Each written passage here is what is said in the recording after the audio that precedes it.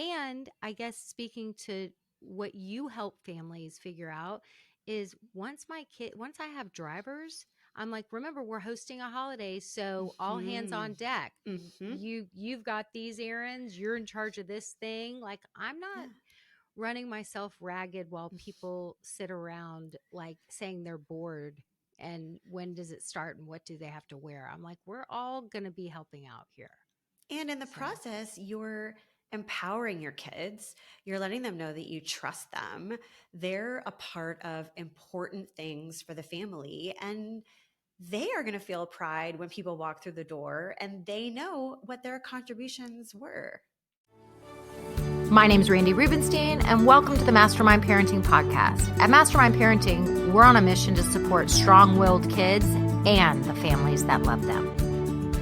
hi everyone, welcome to this week. I am here with the amazing Lori Sugarman, and we're going to have a really great conversation. I already know we're going to have a great conversation that every single mom, I say mom, I know that has heard me use the term pack leader, and that you are the leader of your pack. Like every pack leader mom or pack leader wannabe mom, I think you're going to love this conversation, and this is going to be a must listen because this is about invisible mom jobs. We're going to unpack what it means to all this term invisible mom jobs, and how Lori is going to teach us how to get other people to do some, if not like, I don't even know. I don't want to say most, but how we can lighten our loads and stop doing all the damn things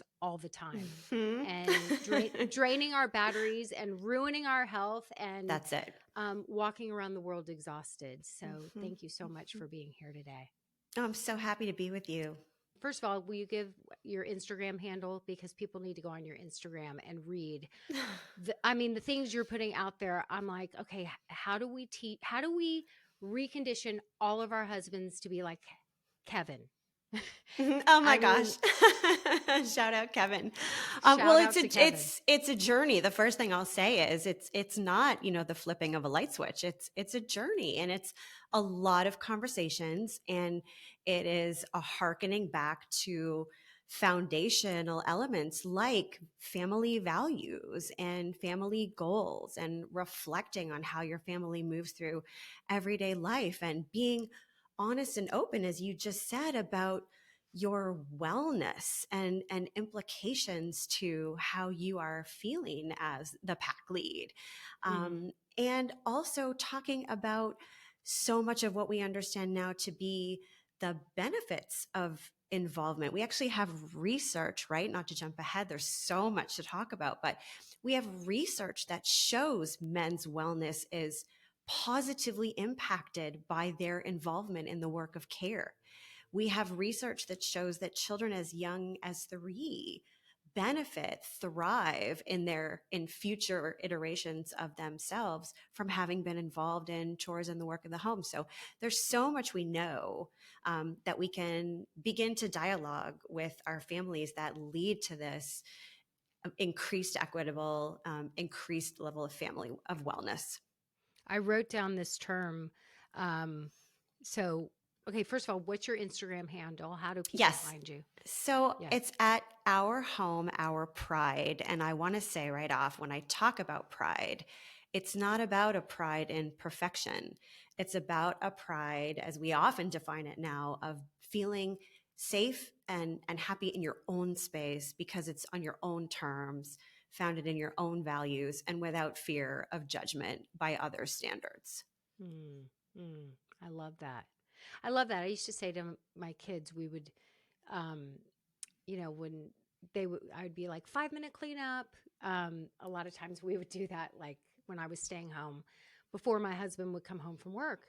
Yeah. Because he would walk in, and I'm, he's got a more highly sensitive nervous system than I do. I didn't know Mm-hmm. it at the time. Younger me didn't know that terminology, Mm-hmm. but I knew that when he came in, all of a sudden there was like a tension in the air. Mm-hmm. And for me, I, based on my story, when I grew up, I rotted on the couch. Like that was my childhood. We watched TV and that's what we did. Mm-hmm. And so I was like, okay, my kids they're gonna play. They're gonna be alive. We're not going, although they did do a decent amount of rotting on the couch watching TV when I needed a break. But whenever there was toys like all around, I was like, they played. It's Mm-hmm. beautiful, Yeah, it is like beautiful. it's Yeah. beautiful. They played, but he would walk in, and where I looked at the toys everywhere and thought, we just had a really successful day playing and having Mm-hmm. fun. Mm-hmm. And it would send him into a state of Yeah. dysregulation in Yeah. his body. Mm-hmm. And so, like, transitioning from work to home, what I learned, over the years was it took him a minute to transition from home, back into home mode. And if he walked in, and it didn't need to be spick and span, but if it just wasn't like a freaking tornado had just hit, Mm-hmm. um, it was like I got a calmer version of him. So we probably had several fights, and where I was like, like, what the fuck is wrong with you? Like, there's children, they're playing. Like, Mm-hmm. what do you want? Yeah. And finally, we would be civilized, and we would have a productive conversation. And then I realized, oh, well, you know what? We're going to do 5-minute cleanup before he gets home. And so I turned it a little bit into a game. And it was like we were a team. And I would be like, guys, he just called. He's on his way. Countdown. I love it. Right. Yeah. And so, and I was like, can we do it in 5 minutes? And so we kind of turned it into a game. And everyone took part and everyone was cleaning up. And, after we would do it, I would say to them things like, look at us, I'd high five them or something. And I'm like, we're the kind of people who take pride in our home.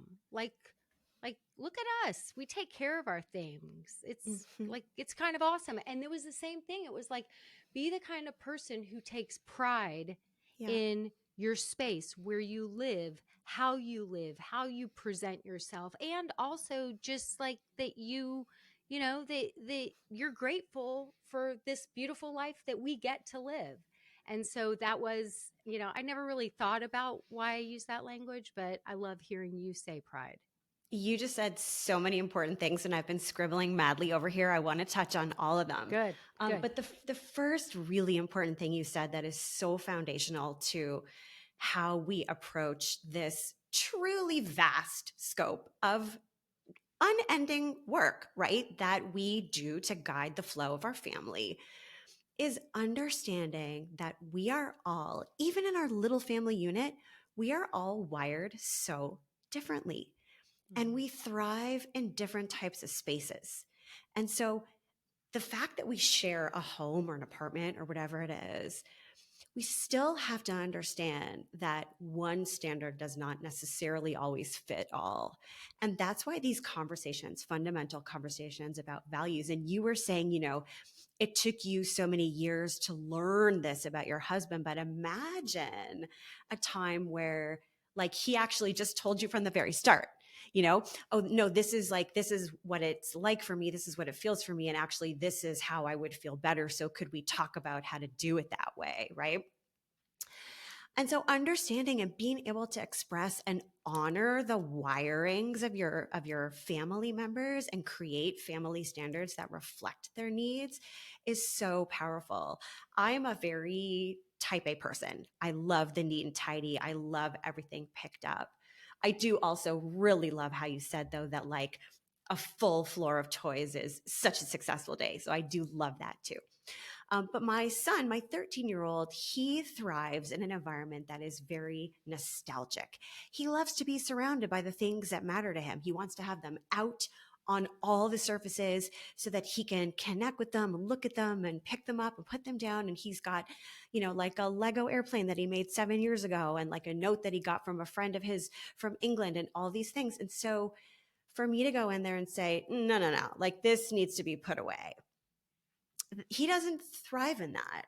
Mm-hmm. So we have conversations where he expresses to me, no, like I want to have these things everywhere. And then from there, we build a standard for whatever that, perfection is for him, right? Whatever the ideal state is for him. So it's not everything put away all the time, but it's like lifted and dusted, every week or whatever it is that works for him. And just the opportunity to honor that in each other. And then you use the word gratitude, which is exactly at the core of all of the messaging that I'm trying to share, which is, we use this word chore to categorize and describe this work that we take on as a family. And it is a lot and it is exhausting, but ultimately it's the work of nourishing and nurturing and creating environments that are safe, healthy, and adhering to community and municipal standards and protecting our investments, right? Like our home and our car. And the word chore has this energy that is kind of such a downer, and it's really hard to like rally the troops around that.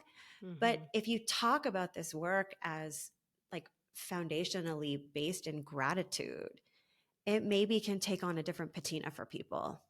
I love that. I've always hated the word chore, and I Mm-hmm. didn't know why. It's like, yeah, I think it's, you know, I guess it's like when I was when I was younger, I I lived in so much more chaos internally, Mm. and my my environment reflected that internal chaos. Like, Mm-hmm. Mm-hmm. I mean, I was the kind of person in college that would buy more underwear versus doing laundry. Like, Right. I mean, I put off doing laundry, and it was just like I didn't live in a neat way. And as I've gotten older, and as I've also just gotten, I think, less chaotic inside, Mm. I it's so wonderful to live in a space that it doesn't feel chaotic. It's like, Mm-hmm. and I'm looking at my desk. My husband would never have a desk. Like, I have stuff. I have a candle lit. I have my little cards that I like to pull. I'm like your son a little bit. Yeah. I've got a little Mm-hmm. succulent that somebody gave me, a little Buddha, a little I got a little cute gold Buddha I got in That is Japan. really cute. So I have all my stuff. I've got my things, but it's not chaotic. It's not Mm-hmm. filthy. It's Yeah. like there's some order, there's some structure, Yeah. and I have so much gratitude for that, because I'm like, it feels good to live in a way that doesn't feel just like an explosion. Right. It makes me feel calmer in my body, Yeah.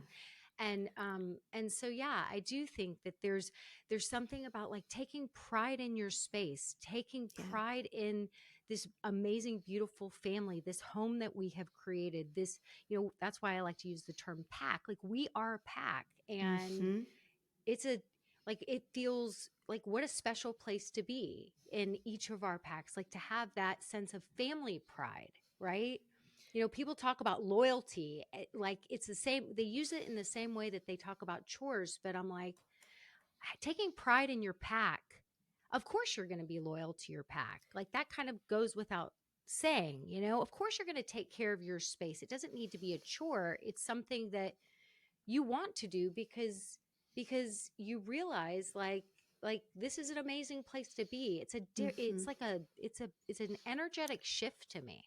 Yeah. And just the way that you spoke about it, like the power in sharing that, as you're educating your kids about, again, how powerful all of this is, sharing your own history and your own evolution. And like, yeah, I used to feel this way about it, and here's how I used to do it. And now that I do it this way, I have so much more peace and I feel so supported. And just the notion that these feelings can be so connected to the way we organize our space and the way that we create our environments, is just talking about it is like, kids absorb that, right?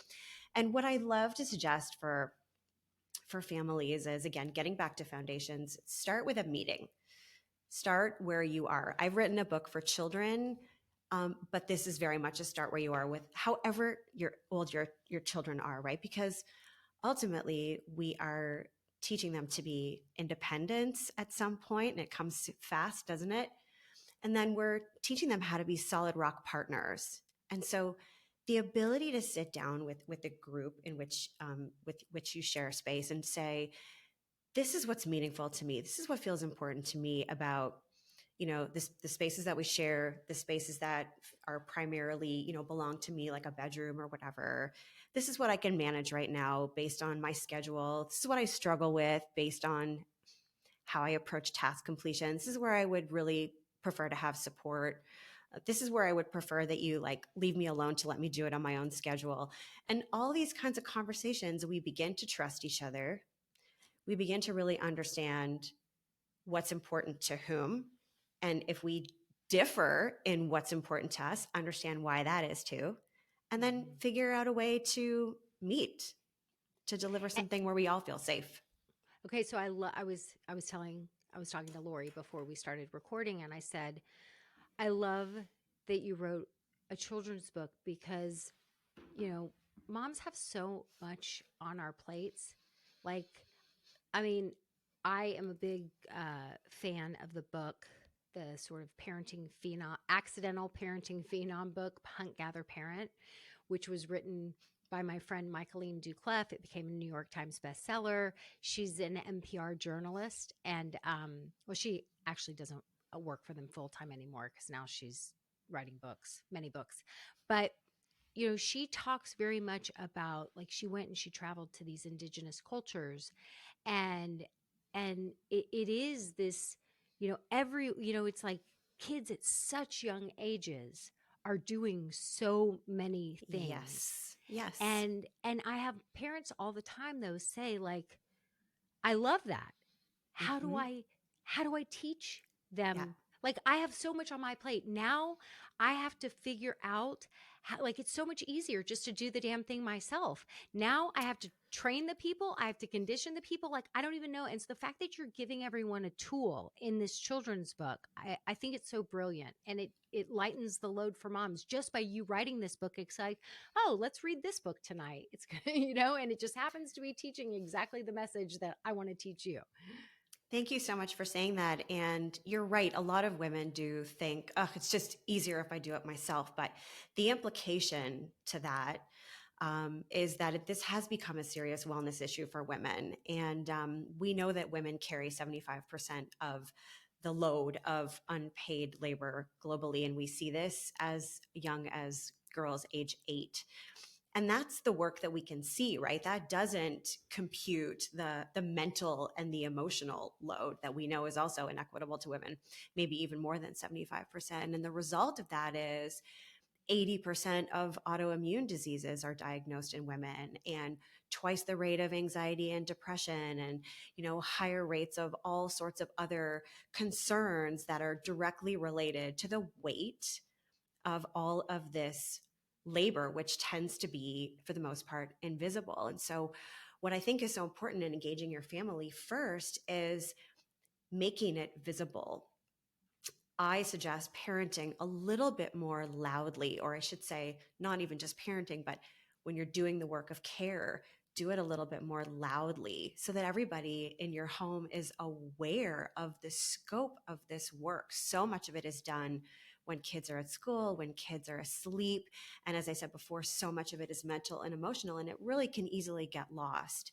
And we see women drowning in it. So the first key to this is to make it more visible. And the second thing, which is something that I've heard you talk about a lot, is shine a light on the why of all of this work. Because instead of a chore chart or a checklist, you suddenly start to have some context for all these meaningful things that we do. Why do we change our sheets? Well, as I tell my 13-year-old, there's a correlation between clean sheets and clear skin, right? This is important to him. And suddenly when you become aware of the meaning behind something, you then have more of a stake in it.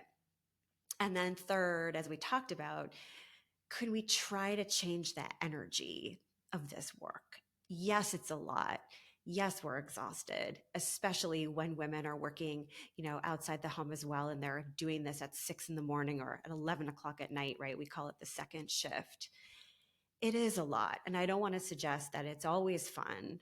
But again, if you can see it as the work of gratitude at its core for this beautiful life that we have, and also use it as a point of connection with other family members. I think a lot of families take the approach of like, okay, fine, like do what we have to do. Let's get this done so that we can then do what we want to do, right? Like the fun things. But if I'm being honest, a lot of the most like emotional memories I have of time with my dad, who I lost a decade ago, was of me holding the ladder steady for him while he was up in the attic, bringing down the lawn furniture, or of us like sweeping the garage, or him teaching me how to grill, or all these moments that were empowering moments related to the work of the home. I don't think immediately of us going for pizza or going to the beach. It was these moments of connection that we shared, doing things that indicated that he trusted me and he wanted to teach me, and that are lessons I still carry today. So true. So true. My kids are older, but I have an 8-year-old little niece who I'm really close to. And when she, all throughout her life, she would come like, once a week after school, or I would pick her up from preschool, or sometimes she'd spend the night on the weekends. And on the weekends when she would spend the night, and, if I had kids, teenagers, they were sleeping. So Mm-hmm. she's up at whatever, 6:30, 7 o'clock in the morning, and we'd have a whole morning, and so when I would go to make her breakfast, I'd pull up a stool, and now I'm in a different stage of life, so I'm not this harried mom. Like, I'm, Mm-hmm. everything's an activity. And Mm-hmm. so plus I read Hunt Gather Parent, so now I'm even more aware of how, and what you're talking about too. So I pull up a stool and we're making, like the little, I call it the bird's nest, where you like rip a hole in the bread and then you crack the egg and then Oh you, yeah. Mm-hmm. yeah. So I call it a bird's nest. And so I'm like, she loves them. And so, but she's looking out the window and she sees Uncle Scott out there doing, with his lawn blower, with his whatever. And she's like, okay, will you finish making it? I need to go and check on Uncle Scott. And so then she runs outside, and so I look outside and Scott's got her sweeping and doing something, and she's still in her little like whatever Disney like nightgown. So I'm snapping pictures like through the window. I'm snapping pictures of her, Oh. and I'm sending it to my sister-in-law, and she's like, I'm just going to start calling her Cinderella because she comes every morning. I'll just put her to. It was her favorite thing. Like, She loved it. she comes, and for years she comes, and we're like we're washing dogs. We made up a game of I Spy to pick. It's so gross, but like picking up I have 3 dogs, so like there's a lot of dog poop. So I'd Mm-hmm. be like, oh, I need to clean it up. I'm like, well, can we play I Spy? Will you spot them? But that's fun to her. It's That's fun. amazing. Yep. It's fun to her. Yeah, it's Yeah. amazing the little things. And I mean, gamification is something that absolutely I recommend. But it's the little things that we take for granted that are such little wonders. I remember the first time I invited my now 11-year-old, but I think then he must have been 7, let's say, in to do the laundry with me, and he saw me picking the fluff out of the dryer lint catch, and he Mhm. was like, "What is that? Like, what are you doing with that?" And then suddenly he found a YouTube video where you can make paper with dryer lint. And he was so fascinated by it. And it's all the little things, the little maintenance things that we do without even thinking about it, or without even realizing, oh, I should teach, them this, because again, we're racing to that point where they're going to be leaving us and having to do it on their own. And the more we share about it now, and the more we build that muscle from an early age, the more likely they are to be able to keep up with it. I think a lot of families worry about protecting kids. Let them be little, let them play, and when they're in adolescence, let them focus on their studies and whatever extracurricular stuff they need to beeline to college. But it's fabulous to get into a wonderful college. Of course, we should be focused on that, but also like they have to make a life for themselves while they're gone, and they need to understand how to have a nourishing meal before exams, and again, how to have clean sheets and the things that are going to maintain a safe and healthy environment for them. And the earlier we talk about it and build the muscle for them to approach those kinds of tasks and complete them confidently, ultimately, the better off they're going to be. You said something a little bit ago that I would love for you to explain. When you talked about um, these caretaking tasks to to do them out loud or to do Mm, them louder, and I would love for you to unpack that a little bit. What does mm. that look like in real life, and if you could give an example? Yeah. So I think I find myself now, and it's actually takes me back to your very first story where you were saying, oh, before my husband gets home, like I used to tidy up everything, put it away. And I used to do that too. And I think it was part of my desire to, perform at that high level that I used to in my paid career before I focused completely on this unpaid career of care and parenting and community work.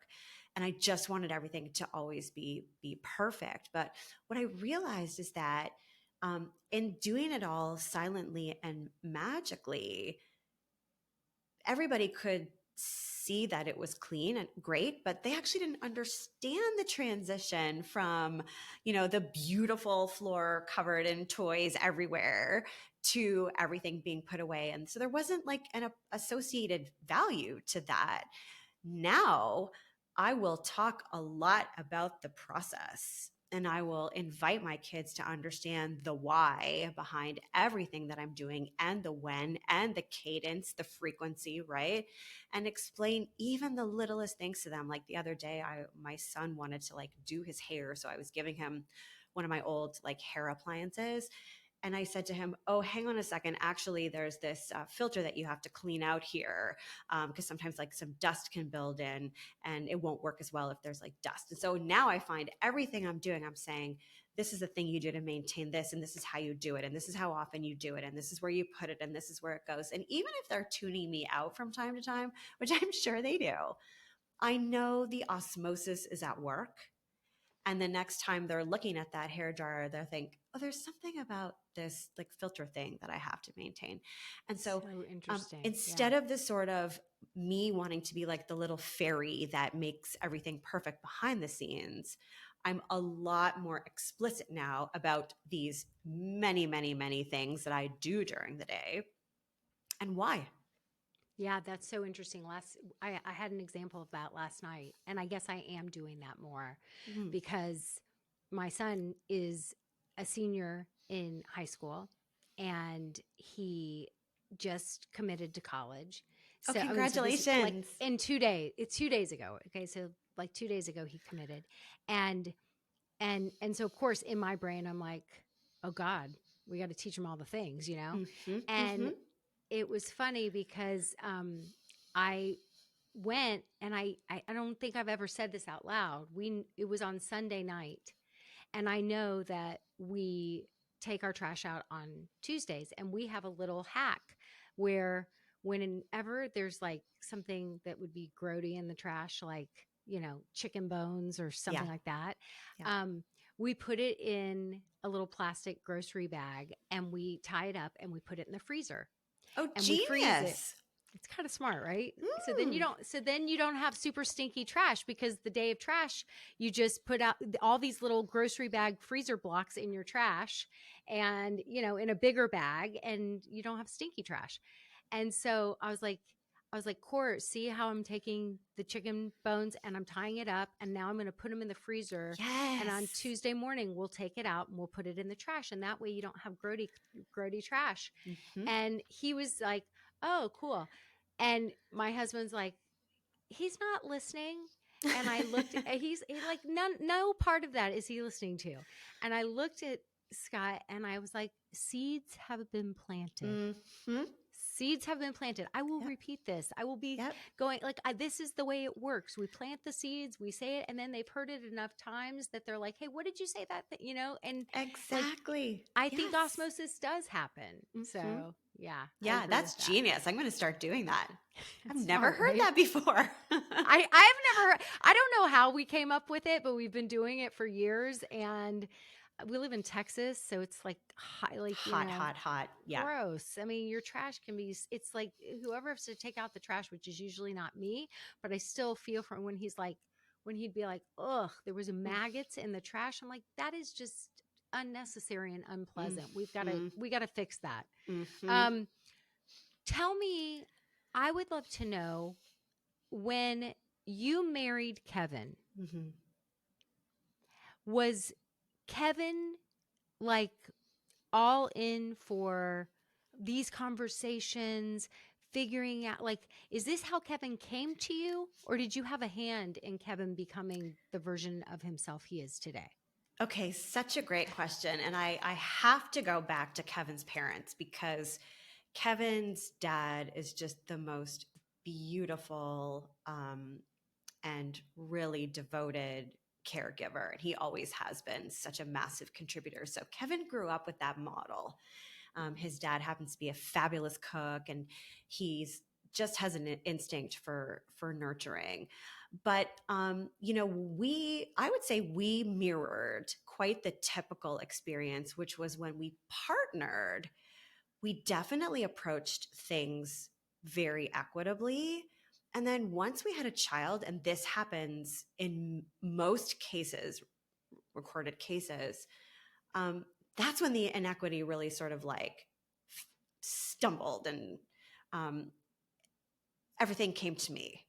And a lot of that is due to the fact that we're socialized to believe in concepts like mother knows best, motherhood instinct, women are better nurturers, women are better multitaskers, and all of these concepts that sort of falsely empower women to take everything on and also unfairly alienate men from a lot of this work especially when you have a newborn, right?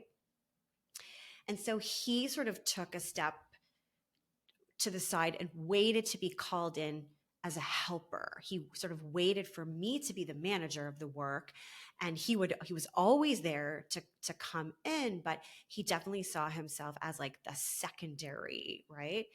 And this whole concept of help is something we can talk about too, right? Because in terms of guiding language for your family, when you talk about, let me help, there's still the implication that the mother is the owner of all of this work, right? All of this guiding work for your family.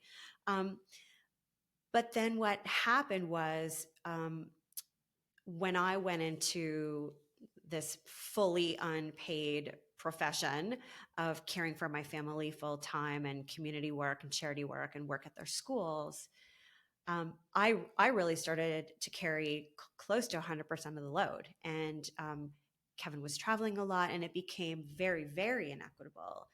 And it was only when we lived in London, England, after my kids were born in Toronto. We lived in London, England for 4 years. And then we moved to Chicago about 6 years ago.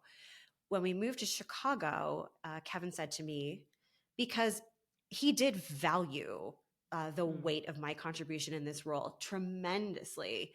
And he said, let's get you disability insurance, because if anything happens to you, God forbid, I will step into that role because it is so valued for us. And so I went through the whole process of applying for disability and filling in all the forms and doing all the medical checks and whatnot. And I was rejected, told by the insurance agent that because I don't receive a salary, that if something happens to me, there's no loss. There's no tangible loss. And that was a bubble bursting moment for both Kevin and me as to the societal devaluing, the insulting societal, basically, tossing in the trash of all of this work that we know women, whether they work outside of the home for pay or not, are carrying and contributing the bulk of. And so he has really been my partner in the mission that was born for me on that day of wanting to bring a voice to this work, wanting to push to assign value to this work, and wanting to break that cycle of it not being seen as valuable. And he has become the most incredible equitable partner as a result. It was always there. Men are incredibly capable caregivers and contributors. It's really just all a matter of how we talk about it and how we invite everybody in to participate. And again, going back to the family conversations about family wellness and family equity, and starting fundamentally from, not necessarily what is the division of labor, but do we all have an equal division of rest and joy and self-care and time for connection with friends? And once that's all equal, then the work and the division of tasks will fall. And so that's how we look at it now. It's so interesting. I mean, if I look at the older generation in my family, in our family, um, it's it's like women have been socialized for so long to like it's our pleasure to take That's it. care of other people. That's right? it. It's our pleasure, and there's like our value is in how well, it's kind of like before a holiday, the older generation of women, when we my generation started taking over the holidays, Mm-hmm. the older generation of women, first of all, were really territorial, and they were just getting too old. They're like, 80, Yeah. late 70s, 80s. And they're, it was like, okay, it's time to pass the torch, people, because frankly, we need to be taking care of you. Like, they were Yes. tired and they had health things, and it was a lot. It was stressful. They were starting to plan like months ahead of time. It was too much. So we knew that we need to step up and start taking over. And then the older generation would say things like, whenever they would come, it was like, they have to comment on every single dish and on all the little details of the holiday, and assuming I'm doing it all, and that it's not, when we throw the holidays here, it's actually me and my husband and his sister, and we're a team, and we all have our roles and we all do it together. And it's, because I said, when we take over these holidays, like, it's not taking over my life. Number one, Mm-hmm. I've got a full life, Mm-hmm. and I work, like Scott works, I work too. And like, I'm not doing that. And so, and my sister-in-law too. So we all have our roles, but it's interesting. The older generation, like my mother-in-law, would comment about the dishes, and in a sweet way, very complimentary. She's a really kind woman. So it wasn't like that, that stereotypical mother-in-law that's like chastising and judging you. It wasn't like that. It was like she was really trying to compliment me. Mm-hmm. And I'm like, and all I say to her every single time is like, I am not a hero. We have our systems. We work together. We are not making everything from scratch. We know where to order things and and we do a good job working together. She does not believe me. She thinks I am single-handedly doing it all myself. She like can't believe me. And it's amazing because I've watched her for years killing herself, and like, the older generation of men, like, they'll sit around just chillaxing, Mm-hmm. no guilt, chillaxing. Yeah. And their wives are running around like chickens with their heads cut off. Yep. Yeah. No, you said it at the beginning. We are taught that for us, it's a labor of love, right? And so, I mean, look, of course it is, but men, and you're demonstrating it by partnering with your husband on the holidays, men can be just as much a part of that. So the idea that, only women are socialized to show up for their families in this way is, I think, something that it's time to unlearn. Because men can make magic, for holidays too, and men can cook beautiful meals and whatever it is, men can do the dishes, men can do anything. And it's just a matter of saying, you know what, it's time to rejig, because to your point, your system that you have there is very founded in a deliberate reflection on what is meaningful to you and what you are willing and capable of allocating to that particular task. And that's what it's all about. It's about taking a minute to reflect and saying, like, how meaningful is this to us?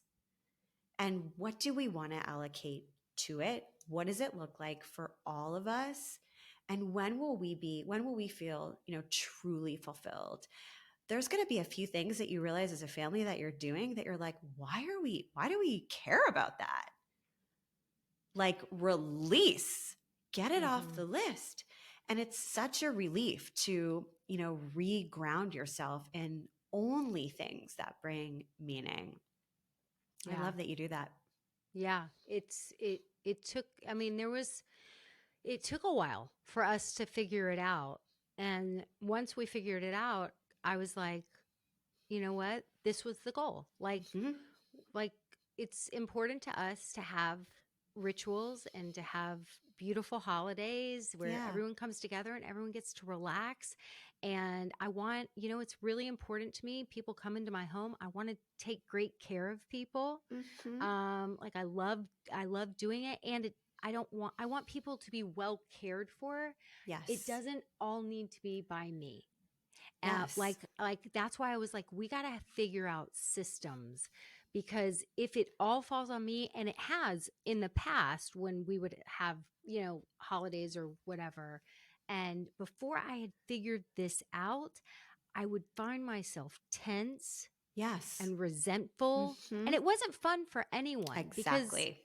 I was like inviting people into my home, and it almost felt like I was annoyed that they were here, but yet Mhm. why did I even, why did I raise my hand in the first place? So I was Mhm. like, yeah, I got to Yeah. figure some shit out because this is not working for me Yeah. or anyone else.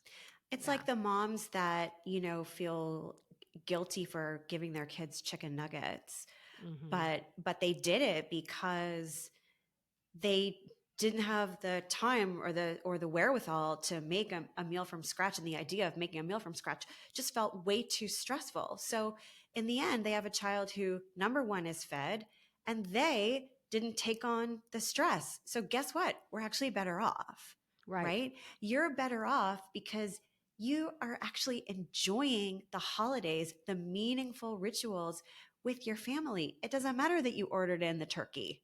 Right. That's not what's Exactly. important, right? And Right. When nobody I'm would, your mother-in-law doesn't even know that you ordered in the turkey. No, I'm like, we live in Houston, Texas. We've like, it's like the restaurant capital of the world.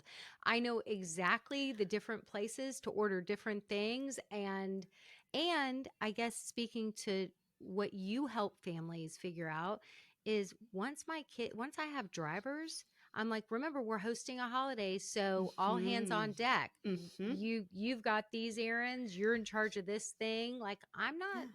running myself ragged while people sit around like saying they're bored and when does it start and what do they have to wear. I'm like, we're all going to be helping out here. And in the So process, you're empowering your kids. You're letting them know that you trust them. They're a part of important things for the family. And they are going to feel pride when people walk through the door and they know what their contributions were. it's so true. They take more ownership versus the years when before I knew that. I wish I had had people like you when younger me had people like you to teach me these things much sooner. Like I'd be running myself ragged all day long, and I had little kids underfoot Right. saying, I'm bored. And Hmm. then when it's finally time for the holiday, they're like begrudgingly there versus Hmm. once I figured out how to include them and like that I needed to include them and it was helpful. Now they're hosting the holiday too. So they're not Yes. begrudgingly there. They're happily there, right? They're Yeah. hosting. Yeah. So yeah. Amazing. Do you have, I saw a reel um on your Instagram where you talked about Kevin traveling 3 days a week for work. Yeah. Hmm. And it would, I mean, I, at this point, I have a not a totally equitable partnership, but fairly.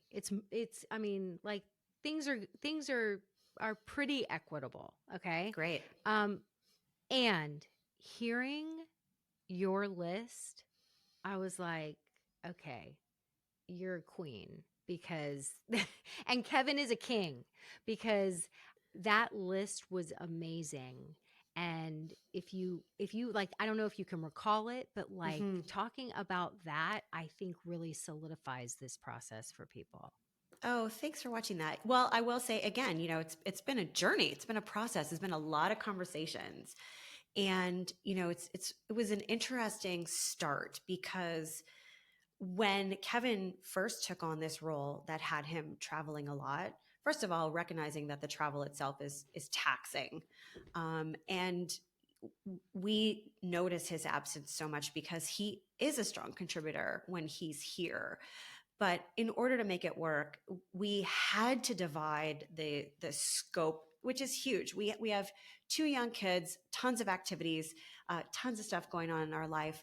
We had to divide it in a way such that he could maintain support, full ownership for some of the tasks while he was gone, or else I was going to be utterly drowning. And so we made a list of all of the sort of the big things that we tackle, be it daily or weekly or whatever.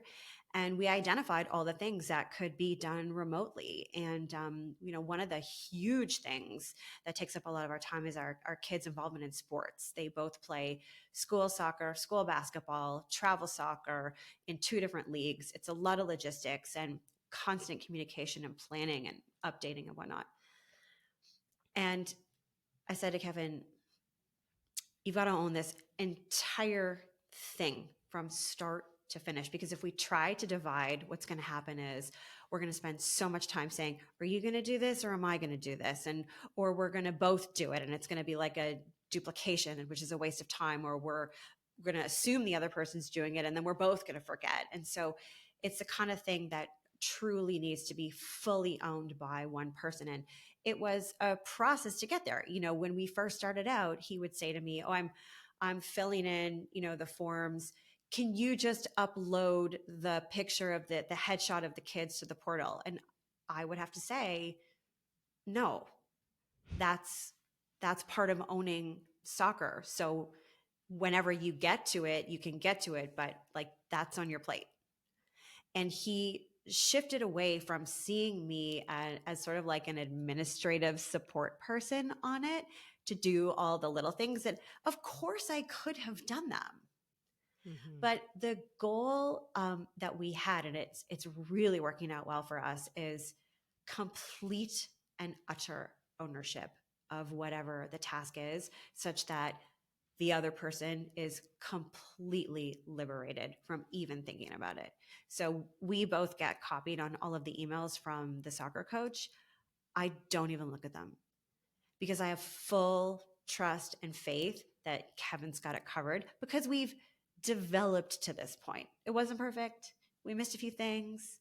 One time we didn't have the carpool sorted, whatever it is. And then, you learn. And then Kevin appreciates the full ownership because he actually doesn't spend any time checking in with me on anything. He just sorts it. And it works really well. I just show up and cheer and I love it. Mm-hmm. There's a It's lot so of good. things, of course, the daily grind of the household, because he does travel so much, is fully on my plate. And I just run with it. And I know what needs to be done. And, I keep him abreast, but I just like fully run with it such that he is liberated. And it really works for us. A lot of the things that he tackles remotely, a lot of the administrative stuff. So I talk in that reel that you referred to about making sure I fully understand what's going on for our family in terms of finances, insurance, and all of these things. But I don't handle the administration of any of it because these are all things that can be done remotely from wherever Kevin's traveling to. He can manage filling in forms and booking renewals and having meetings and stuff like that. The other thing that he owns is communication with extended family and keeping in touch with. He calls my mother every week and he calls his parents every week and he talks. Not that I, of course, don't enjoy that as well, but he makes sure the box is checked so we have that regular communication and we know what everybody's up to, what everybody needs. And he also makes sure that he stays really strongly connected to our kids when he's traveling. And so they have a call every single night where they have their sort of list of things that they check in on. And so Kevin's available for any homework support. Kevin's available for any, deep, big questions that may have come up during the day. And they sometimes will read a book together or share their screen and watch a show together. And so it's that connection time even when he's on the road. And so it's possible. It really is possible. But again, it's a lot of communication. And as you articulated before, really clearly defined systems. Mm. And so you have a background in communication? I worked in marketing for 15 years. I have an MBA in marketing strategy. I worked for Kraft Foods and Four Seasons Hotels and Resorts. Yeah. And so that was my first paid career. When I was working for Four Seasons, I had my first child. What was the best job ever before kids was actually quite complicated with a baby because there was really so many travel requirements.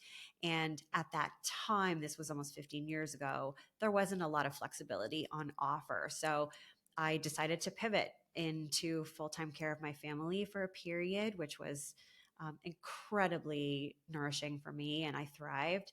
And then when this delightful insurance agent told me that, in fact, no, you're not contributing anything to the GDP whatsoever, ma'am, quote unquote, I thought, okay, it's time to take on a new career, Genesis. And I was trained as a family coach and wrote this book.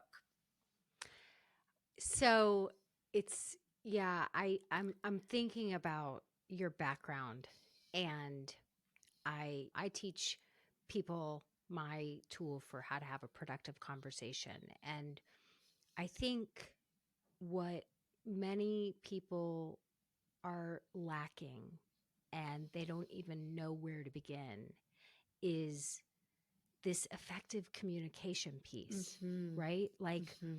I think so often because we don't have the tools and we don't even know how to approach these conversations, we just come at it defensive, Yes. and we assume the worst in the other person, and we tell them what they're doing wrong and why it's not fair and how dare they or whatever it is, or we're passive aggressive and they don't know Mm-hmm. why everything's so tense, and it turns into this just like it can be just like years and years and years of anger and resentment because people don't know how to talk about these things Yeah. the way I mean, even like the example of boundaries that you had with Kevin, where y'all, when he came back to you and was like, hey, can you just upload that I so like can imagine that conversation. Mm-hmm. And the fact that you're like, no, we talked about this. Like Mm-hmm.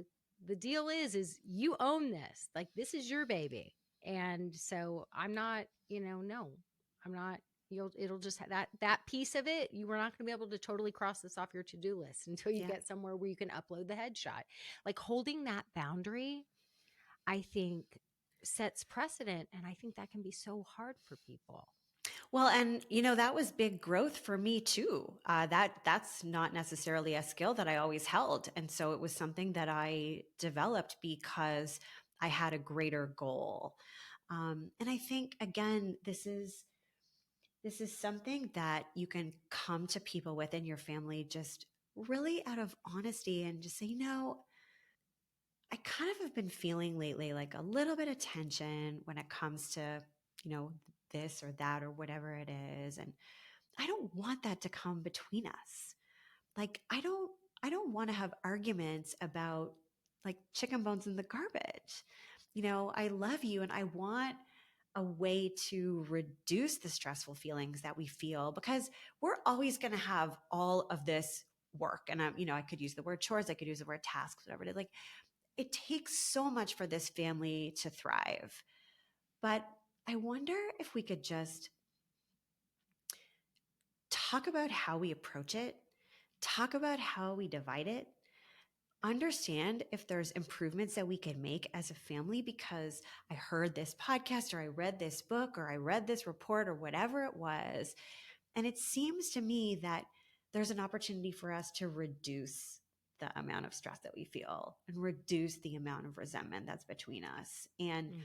ultimately lighten the load for all of us because we do have a system that is clearly like that full ownership um, approach. It actually really does reduce the overall load and reduce the levels of stress. And that benefits everybody. This is not about unloading stuff onto men or unloading stuff onto kids, right? It's about creating a system for your family and as you said, like a constant connection through effective communication that makes this work feel less heavy and allows you to look at it through this filter of gratitude and meaningfulness. Yeah, and it's a team approach, It is a and I team, exactly. yeah, it's a team approach. It's like what you said earlier on where everyone gets to be wired differently Mm-hmm. exactly as they are. Mm-hmm. You're never I use this example a lot, but I'm like you're never going to be a winning soccer team if you just have a whole team full of amazing goalies. Like, Brilliant. well, right? Yeah. We need and we need the person who can run really fast and get the ball down the field and shoot it into the goal, whatever that's called.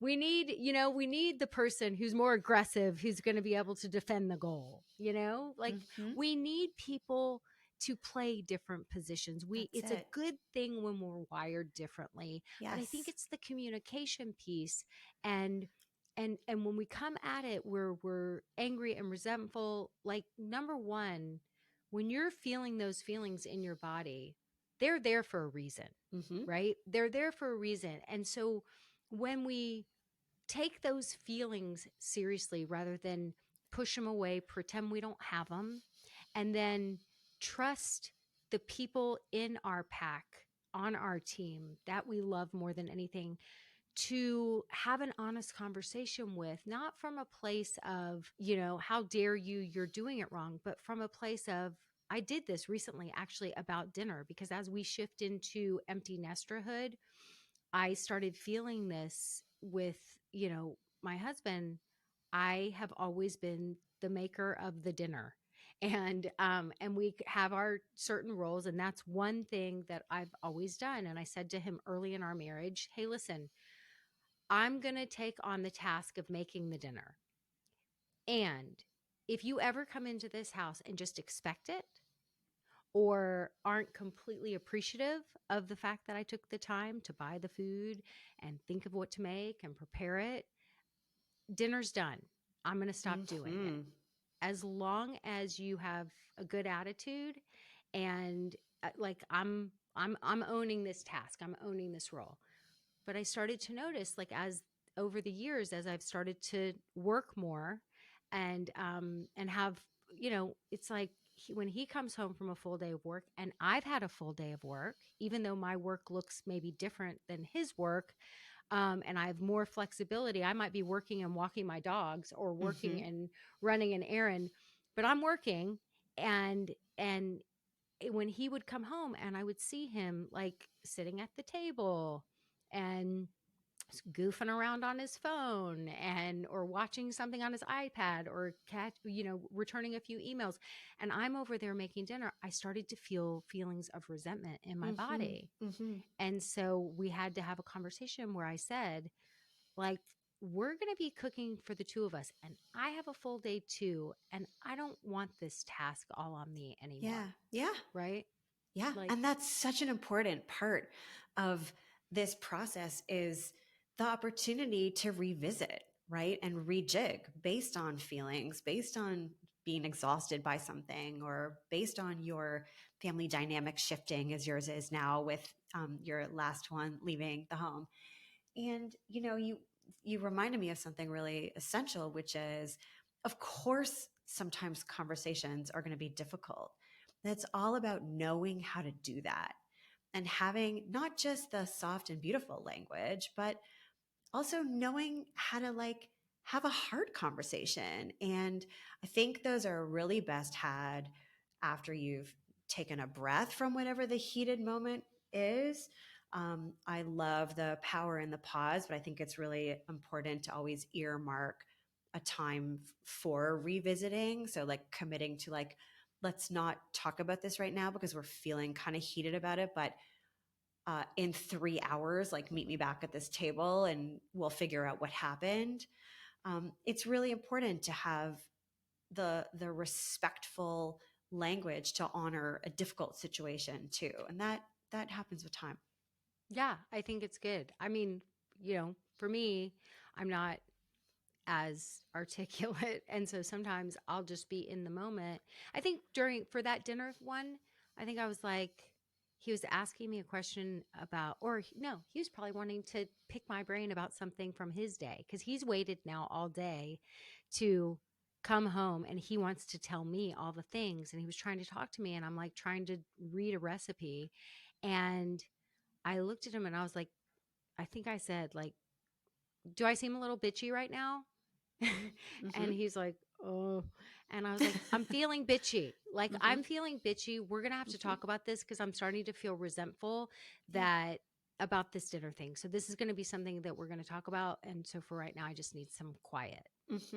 And Perfect. I know I'm being bitchy. Like, I knew I was being bitchy because, like, he really just wants to talk to me about his day. It's like he's like, you've been talking to people all day long. I've been waiting. You're my person. I've been waiting to talk to Yeah. you all Oh. day long, Yep. And so Yep. it's very sweet, but at the same time, I'm like, I'm trying to make fucking dinner here. Yeah. And I've been talking to people all day long. Like, just give me a minute. And so it was Yeah. this, and like I could feel myself being bitchy. Yeah. So even when we're a little bitchy, what I want to tell everyone is even just owning your bitchiness and saying, like, I know I'm being bitchy right now. I just need a break. I need a pause, Mm-hmm. and we'll talk about this later. Yeah. I'm not mad at you. I'm just feeling bitchy inside. Um, and I like that's okay too. I think it's just honest. 100%. 100%. And even just to say, I can feel that you want my attention right now. Like, I Yeah. totally understand that, but I'm not able to give you that and then give myself to this meal. So if you would rather me sit down and talk to you, then call DoorDash and figure that out, and then you'll have my attention. That's right. That's right. Although he'd be like, okay, if I could have all your attention. I mean, really, like this, I feel like there needs to be a list. I think quite often moms are so immersed in it and we've been socialized to do all the things that sometimes all this caretaking and all the things that helps a Yeah. family to run, I don't even think we know what all these tasks are. So tell me you have a list Well, of typical tasks. so one of the things that I tried to do with the book for kids is, first of all, in the first section of the book, I sort of have them reflecting on their connection to the home and the family and all the beautiful things that happen there, the simple and beautiful things that happen in our home, that we know, like the playing and the cooking and doing our homework and the things that they're directly involved with. And then I do go and touch on a lot of the things that they may not realize happen in the home to create a space that is healthy and safe and caring for them. And so I talk a little bit about all these amazing things that, typically parents are leading.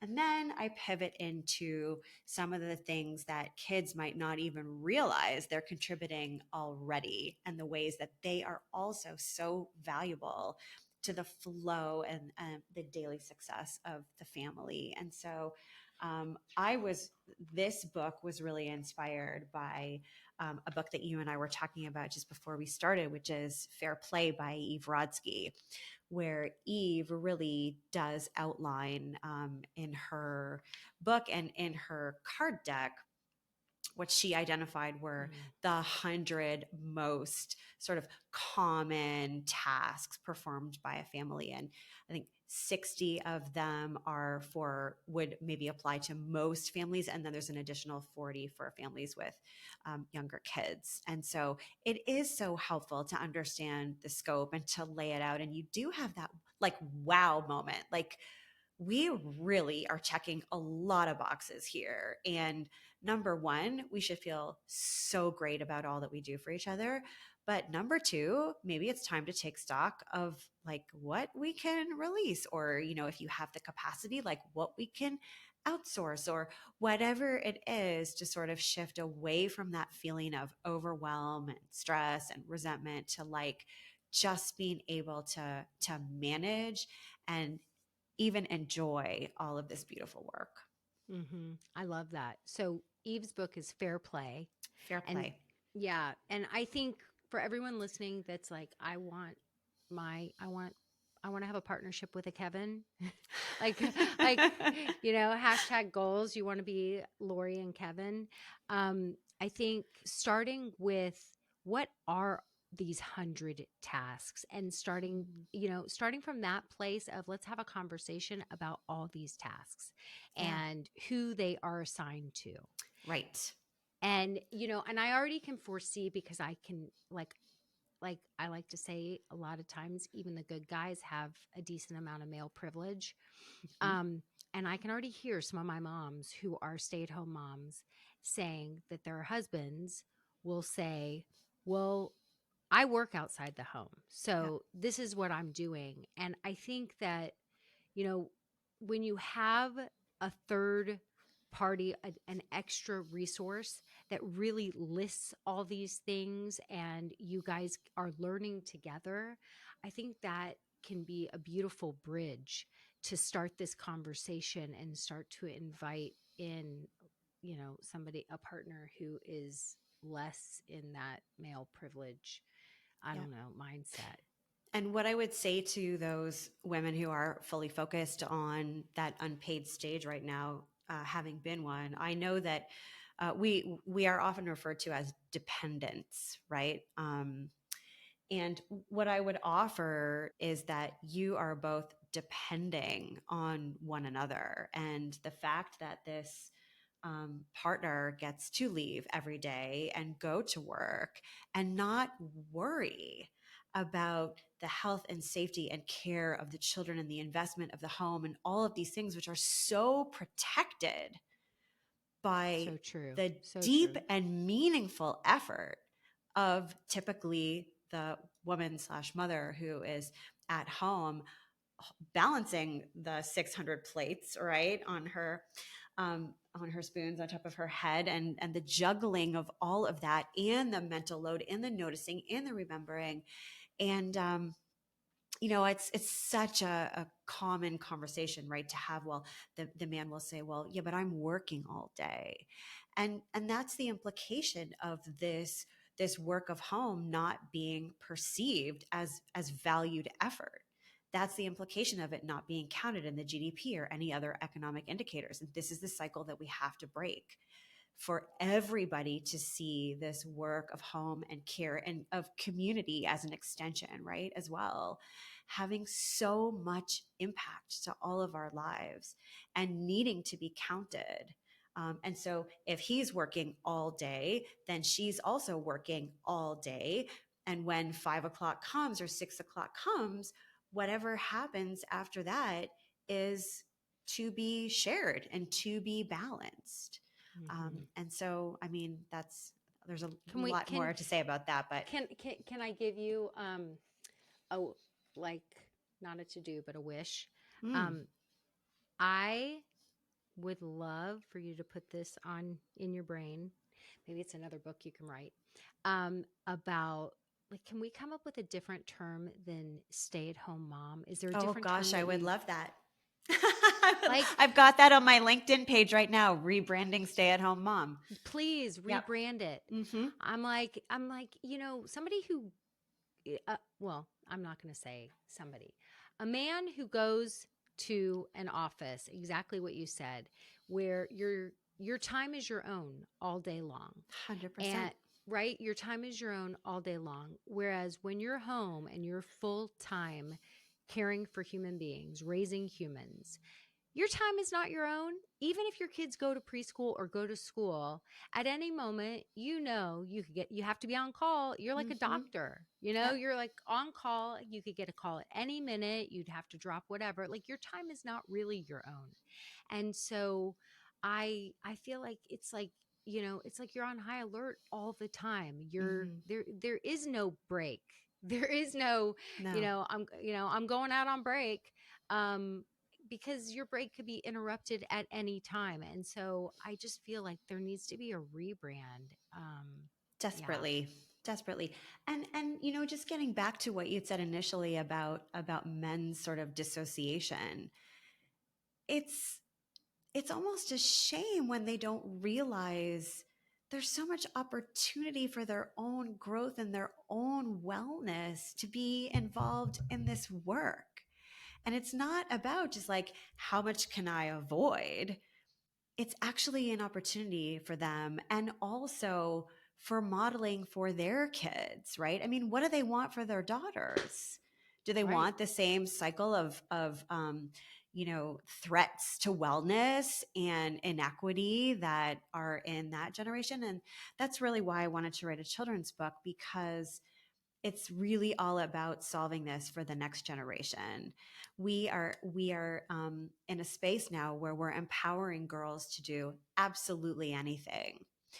They can fly, they can code, they can be president, they can do anything. But what we haven't done is take anything off their plate to leave space for the fulfillment of all of those dreams. And we haven't taught little boys, you can be nurturers, you can be, primary parents, you could be whatever it is that needs to balance the scale. So true. I mean, my son was talking about in his English class. He has this amazing English teacher that he loves, and she does some really fun sort of icebreakers at the beginning of every class, and they have to say like an emotion that they're feeling, and they have like some sort of, it's sort of like a social emotional component. And she was having a conversation with the kids about the difference between male and female friendships. And so Mm. a bunch of the girls were talking about how, female friendships are so much more intimate and real, and they, talk about real things and feelings, and they share a bond that the guys just don't get to share with each other. Mm. And my son, who's kind of a fly under the radar kid, he's never like, look at me, I want the spotlight. That's just not his personality. He raised his hand and he's like, I beg to differ. My Oh, friendships, good. yeah, he's like, my friendships are real and we talk about real things. And it's like, that's not my experience at all. Excellent. And I Excellent. was, Yeah. and it's true. And I'm like, yeah, it might not be the case for all, for all males being raised right now, but I think when we're raising boys in with this mindset, right, Yeah. where it is a mindset of equity, Mm-hmm. and as because so much of the care load has fallen on moms, we also have a very empowered, rich opportunity to shape all the humans, right? Mm-hmm. Mm-hmm. And so if you wish that your husband had more of a Kevin mindset, like now is your opportunity to shape the future Kevin in your household with exactly what you want, what you would want for, for yourself, for your daughters, for the next generation. That's it. You just said Yeah. it. So you just wrapped it all up with a beautiful red bow. Well, Thank you so much. oh my gosh. Thank you so much. Okay, so the book is called Our Home: The Love, Yes. Work and Heart of Family. Here it is if you're watching the video. And I will put a link in the show notes and your Instagram and your socials so that people can follow you. And it's coming out in April. It's not out yet, correct? It's available for pre-order now, and it will ship April 30th. And it's available Awesome. everywhere books are sold. Yeah, and Simon and Schuster published it, right? Simon & Schuster are the distributors, and it was Oh, published by actually a beautiful women-owned publishing house in the Bay Area called the Collective Book Studio. Awesome. Awesome. Well, Lori, it was so fun to talk with you and to get to know you. Thank you so much for being here. I loved our conversation. It was wonderful. Thanks so much. Okay. Bye, everyone. Thanks for listening today, guys. I hope you picked up some tips, tools, maybe some baby steps for creating more balance and boundaries in your life.